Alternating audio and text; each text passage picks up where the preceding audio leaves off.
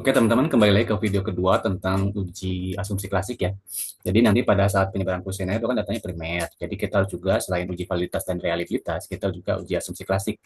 Nah karena ini penyebaran datanya pakai kuesioner, jadi asumsi klasiknya hanya tiga, normalitas, multikode, dan heteroskedastisitas. Nah bagaimana cara ngolahnya? Kita tampilkan dulu datanya.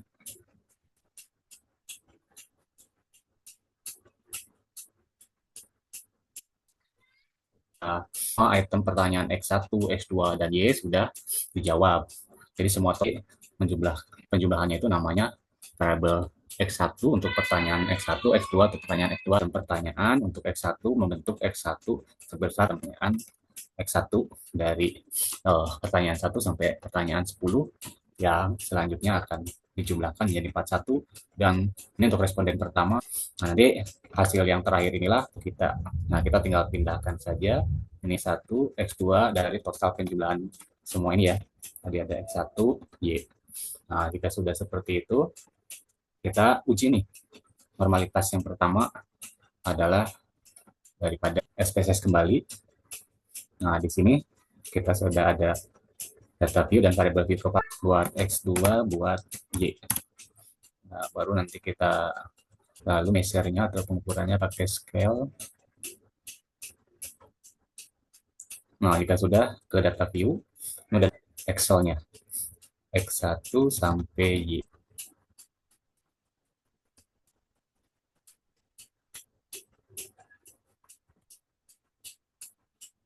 Asumsi klasik yang pertama normalitas. Nah, kita kriterianya dulu ya. Nah, saya contohkan formalitasnya jika nilai signifikansinya lebih kecil daripada 0,05, maka data tidak dari 0,05, maka datanya normal. Untuk menggunakan KS ini kita bentuk yang namanya variabel baru yang namanya spesies kembali. Bentuk variabel S1 di analyze, yang Y-nya pindahkan ke dependent, X1 dan X2-nya ke independent. Kita pilih save. Oke.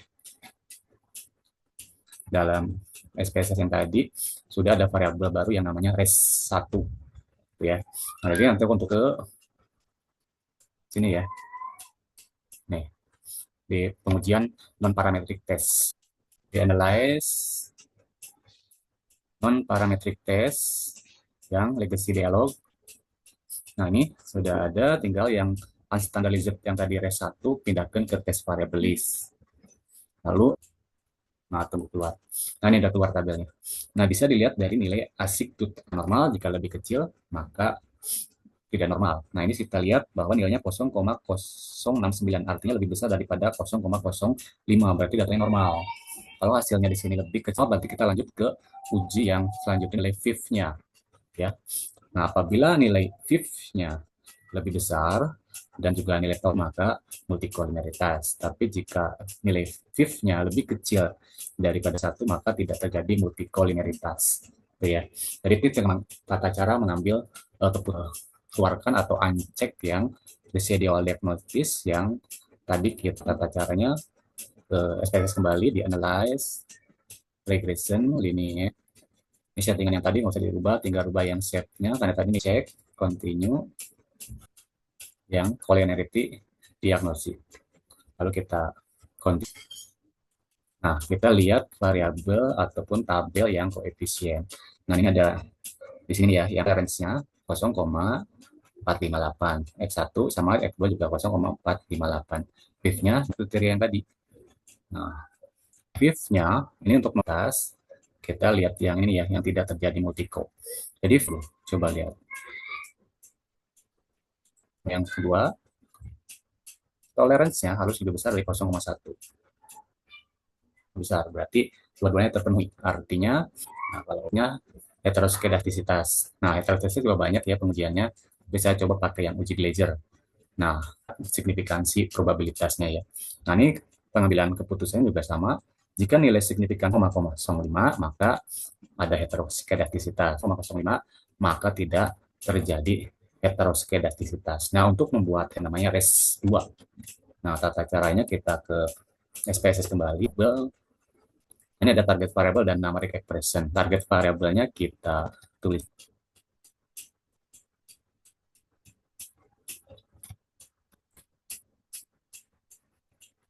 underscore res dalam kurung res 1 nanti os 2.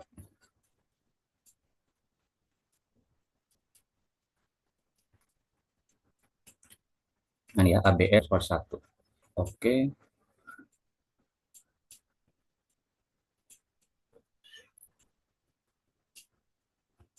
kita lihat sudah muncul belum variabel res 2 ini. Res 2 kita lanjut pengujiannya. Nah, pengujian selanjutnya itu kita cek dulu nih, apakah yang unstandardized-nya masih tercentrang atau tidak.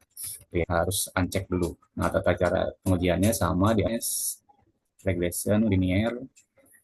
Lalu variabel Y ini kita pindahkan ke samping, ganti dengan variabel res 2. Nah, kita lihat yang tadi ya, kalau belum uncheck berarti kita uncheck. Kalau seperti ini, ada checklistnya, kita buang checklistnya. Kalau sudah terbuang berarti kita continue kepada, kan oke ya, setelah continue oke. Nanti di saat pengujian hetero ini, pastikan bahwa unstandardized-nya tidak atau hasilnya. Nah, hasilnya kita bisa melihat dari tabel yang koefisien ini. Jadi, tabel koefisien nilai X1, X2, nilai SIG. Nah, 55, X2 0,467. Nah, artinya ini lebih besar daripada untuk pengujian heteroskedastisitas, kriterianya untuk lolos jika nilai SIG di hetero. Nah, ini kita lihat hasilnya di sini lebih besar semua daripada 0,05. Berarti heteroskedastisitasnya lolos. Nah, jadi sudah seperti itu untuk pengujian autokorelasi tidak ya, karena ini kan data yang disebar daripada kuesioner. Jadi cuma ada normalitas, multiko, dan hetero. Autokorelasi hanya digunakan jika sumber datanya dari data penyebaran kuesioner. Nah, itu saja untuk asumsi klasik. Nanti untuk regresi linear berganda di video selanjutnya ya.